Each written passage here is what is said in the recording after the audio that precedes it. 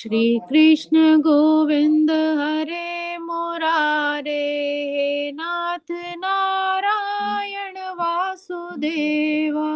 श्री कृष्ण कृष्ण गोविंद गोविंद हरे, हरे मुरारे, हे हे नाथ नाथ नारायण नारायण वासुदेव। वासुदेवा।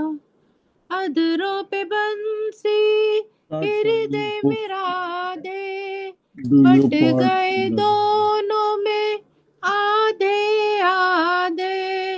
हे राधा नागर, हे हे भक्त वत्सल, सदैवी भक्तों के काम है साधे।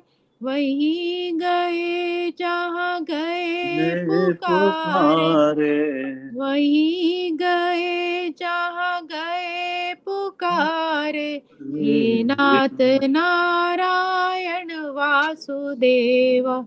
श्री कृष्ण गोविंद हरे मुरारे, हे नाथ नारायण वासुदेवा।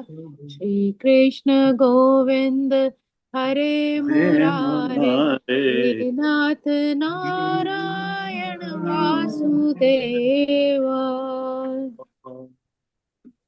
प्यारी सात संगत जी, गीता पाठ श्रवण की तरफ चलते हैं।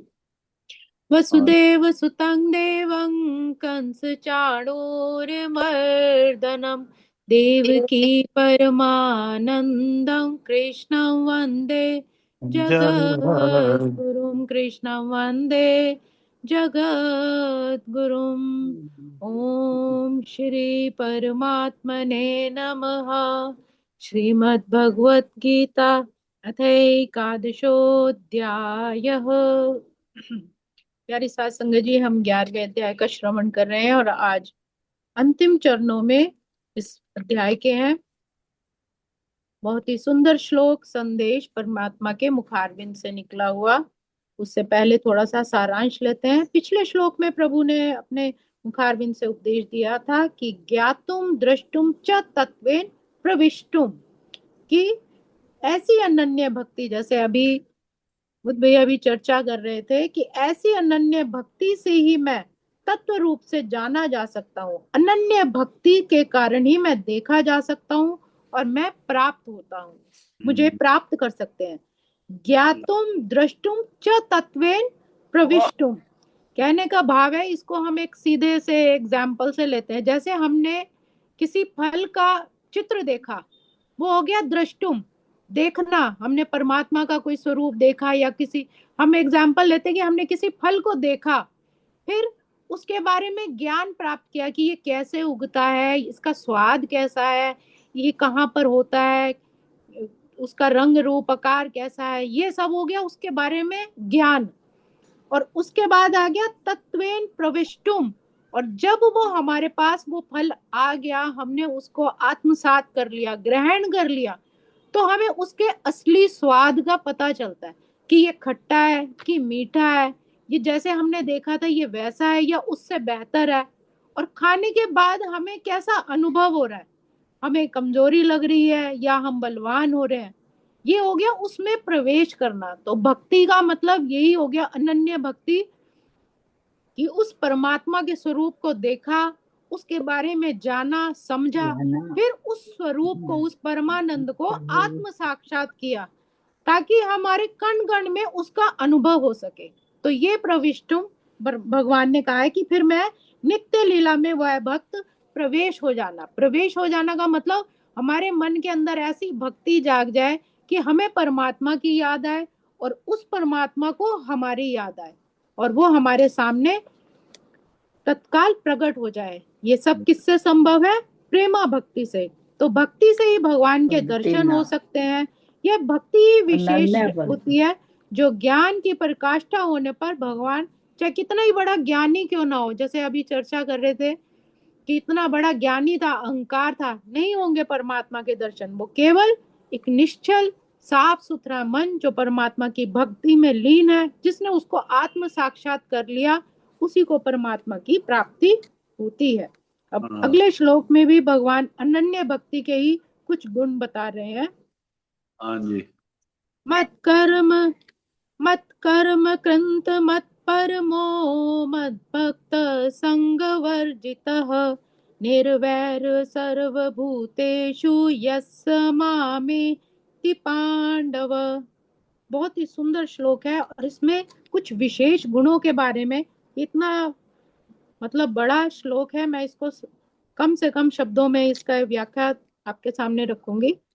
इसमें प्रभु ने बताया है मत कर्म, मत परमो, मत भक्त, संग वर्जित, निर्वैर। ये पांच जो है तीन विशेष बातें हैं, मत कर्म कृत, मत परम और मत भक्त, और एक है संग वर्जिता और निर्वैर सर्वभूतेषु। तो पहले हम शब्द लेते हैं मत कर्म कृत का भगवान क्या अर्थ बताते हैं। वो संदेश देते हैं कि जो जप तप कीर्तन ध्यान सत्संग स्वाध्याय जो भी भगवत संबंधी जो कर्म होते हैं केवल मेरे लिए अर्थात मेरी प्रसन्नता के लिए किए जाए तो वो मत कर्म है। अर्थात ऐसे हम काम करें जो जिससे परमात्मा को प्रसन्नता मिले, उन्हें खुशी मिले। हाँ। दूसरों की सेवा करना, जिसको कोई जरूरत है उसकी मदद कर देना, निंदा चुगली ना करना, यही परमार्थ के काम है। सेवा करना, सच्चे मन से करना, अहंकार ना करना। तो जिससे ऐसे काम करना धर्म कर्म के, ऐसा जप करना, ऐसा कीर्तन करना कि उस मालिक को प्रसन्नता हो, वो मेरा सदगुरु मेरा इष्ट खुश हो जाए, तो भगवान कहते हैं वो मत क्रम है। तो ऐसे अनन्य भक्त को करने चाहिए। कि हमारा जो ये शरीर है, इंद्रियां मन बुद्धि, ये कर्म तो सभी करते हैं, लेकिन परमात्मा का कर्म तब होगा जब उसकी प्रसन्नता होगी, क्योंकि ये हमारा शरीर उसी की ही शक्ति से चलता है। और इससे जो हम उसकी प्रसन्नता के लिए काम करेंगे तो वो मत कर्म कृत अर्थात परमात्मा का कर्म बन जाता है। आगे भगवान कहते हैं मत परम, कि जिसका परम धर्म परम ध्येय परम आश्रय केवल मैं ही हूं, मतलब वो मेरे परायण हो जाए। मत पर मेरे परायण, मेरे परायण का मतलब हो गया कि उसके चारों ओर घूमना। जैसे साधारण मनुष्य क्या है, माया के चारों ओर घूमता है। हम अपने लोभ में मोह में इस संसार में उन्हीं वस्तुओं के आगे आगे आगे पीछे घूमते रहते हैं कि ये चीज हमें मिल जाए, हमें अपने बच्चों से प्यार होगा, हमें अपने घर परिवार से मान प्रतिष्ठा धन संपदा, हम उसी के इर्द गिर्द घूमते रहते हैं। हमारी कहानी, हमारा सोचना, हमारा स्नेह उसी के आसपास घूमता रहता है। तो वो हम्म। भगवान कहते हैं कि मत परम, मत परमा, मतलब मेरे परायण, मेरे इर्द गिर्द घूमने लग जा। मतलब तेरे चिंतन में, तेरे सिमरन में, तेरे ध्यान में सिर्फ मैं ही मैं रहूं। तो हाँ। तो उस आपका परम ध्येय और परम आश्रय जब परमात्मा हो जाता है तो वो मत परमा होता है। अर्थात ऐसी भक्ति जो मेरे ही परायण हो। मत भक्त, कि मेरा ही प्रेमी भक्त बन जा। जैसे हम प्रहलाद का अगर उदाहरण लेते हैं, तो वो जब स्कूल में थे, गुरुकुल में अपने जाते थे, तो उन्होंने सब बच्चों को भी जब मामा जी वो भक्तमाल पढ़ रहे थे तो बहुत सुंदर प्रसंग बताया था प्रहलाद का। तो प्रहलाद जी क्या करते थे, जब गुरुकुल में जाते थे तो दूसरे बच्चों को भी कहते थे कि हरि नाम का सिमरन करो। तो वो भी, तो ये परमात्मा का हरि नाम का जो प्रचार किया, सिमरन किया, उनके साथ लगे, तो ये मत कर्म हो गया। और उसके बाद उनकी जो चर्चा होती थी, उनका जो सिमरन था, वो परमात्मा के लिए ही होता था। तो मत भक्त, कि मेरा ही भक्त बन जा, मेरे साथ अटल संबंध जोड़ ले। तो ऐसा होने पर जब भगवान के साथ अटूट प्रेम हो जाता है किसी भक्त का, तो भगवान भी फिर प्रिय लगने लगते हैं और उस परमात्मा को हम प्रिय लगते हैं। तो इस तरह प्रेमा भक्ति में एक अपनापन आ जाता है, जिससे हम बहुत प्यार करते हैं, उसके लिए हमारे हृदय में प्रेमा भक्ति अपनापन जाग जाता है।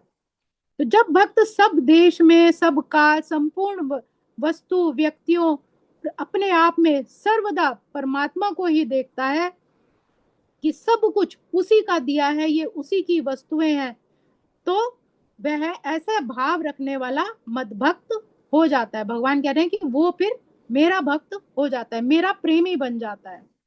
संग वर्जित, आगे भगवान कहते हैं कि ये जब गुण हो जाते हैं तो उसका इस संसार से वैराग अपने आप होने लगता है। कि केवल भगवान के लिए जब कर्म करते हैं, भगवान से ही परायण हो, भगवान के लिए ही परायण होते हैं और भगवान का ही जब भक्त बन जाते हैं, तो इससे क्या लाभ होता है? इससे ये लाभ होता है कि संसार के फिर जितनी भी भोग विलास वाली वस्तुएं हैं उससे हमारी आसक्ति हो जाती है, कोई कामना नहीं रहती। और ये कामना संसार के साथ जो हमें बांध के रखती है उसका मोह छूट जाता है, और अनन्य प्रेम के साथ हम परमात्मा के प्रिय बन जाते हैं। जब भक्त को मैं भगवान का अंश हूं इस वास्तविकता का अनुभव हो जाता है, तब उसका भगवान से प्रेम जागृत हो जाता है, और प्रेम जागृत होने पर राग का अत्यंत अभाव हो जाता है। उसका प्रेम, उसका समर्पण, उसके पूरी तरह जब वो मालिक के आगे समर्पित हो जाता है तो उसके अंदर से जो संसार का राग है वो सब मिट जाता है। यहाँ तक कि अपने शरीर के साथ भी जो है उसका फिर मोह नहीं रहता, चाहे उसको कोई मारे पीटे अनिष्ट करे। हृदय में अनिष्ट करने वालों के प्रति किंचित मात्र भी वैर भाव नहीं होता।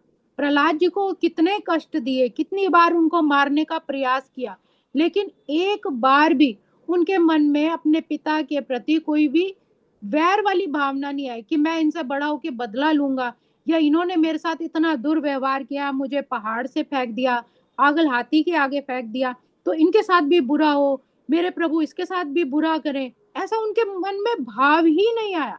किंचित मात्र भी उनके बदला लेने की इच्छा ही नहीं हुई।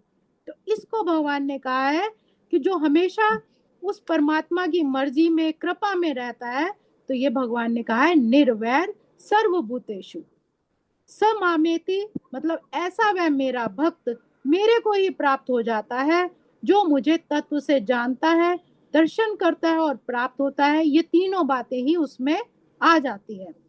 कि कहने का भाव है कि जिस उद्देश्य से ये मनुष्य का जन्म हुआ वह पूर्णतः तभी पूर्ण माना जाता है जब उसके अंदर ये सब गुण होते हैं।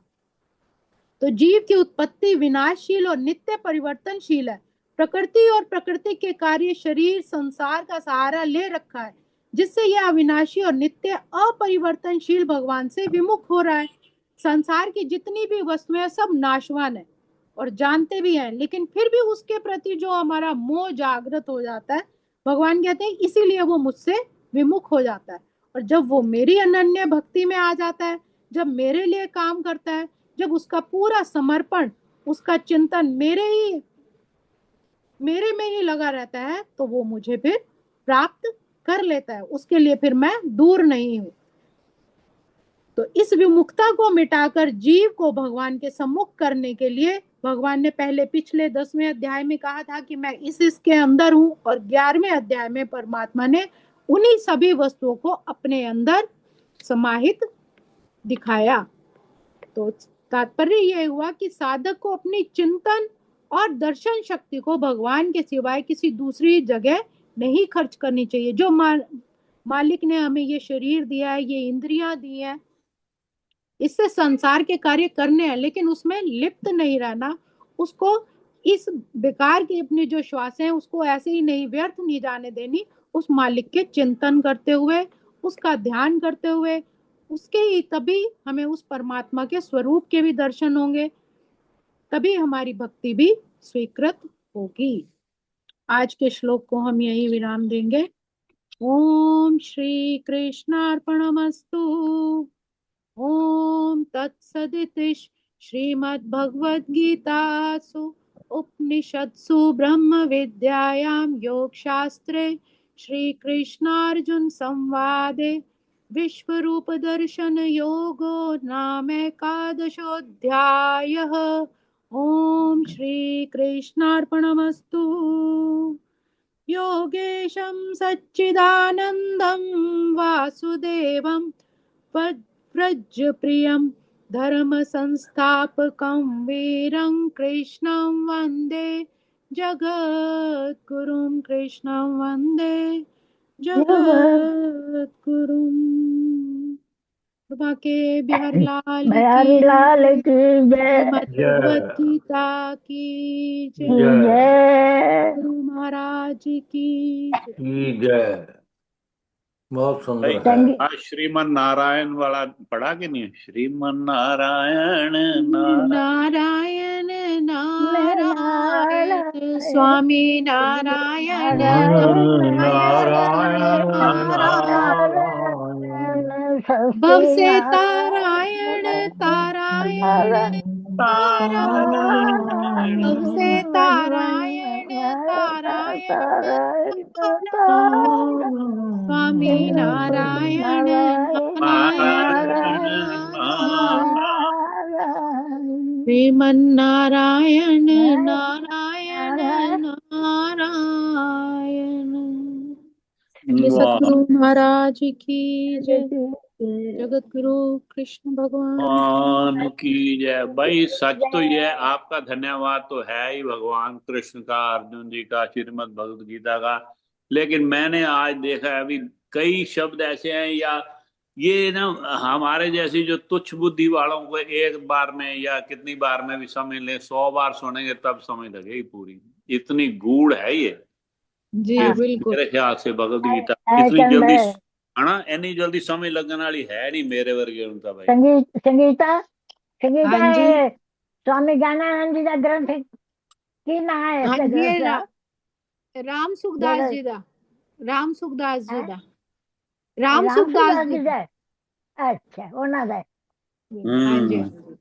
कमाल। ਮੈਂ ਕਿਹਾ ਹੋਰ ਵੀ ਹੈਗੀ ਮੇਰੇ ਕੋਲ ਕਿਤਾਬਾਂ, ਉਹਦੇ ਵਿੱਚੋਂ ਹੀ ਬਹੁਤ ਮੈਂ ਗੁੱਡ ਥੋੜਾ ਜਿਹਾ ਸਾਰਾਂਸ਼ ਕੱਢਦੀ ਆ। ਬਹੁਤ ਬਹੁਤ ਹੋਰ ਵੀ ਬਹੁਤ ਅੱਛੇ बहुत कमाल है, बहुत सुंदर, धन्यवाद आपका। धन्यवाद धन्यवाद।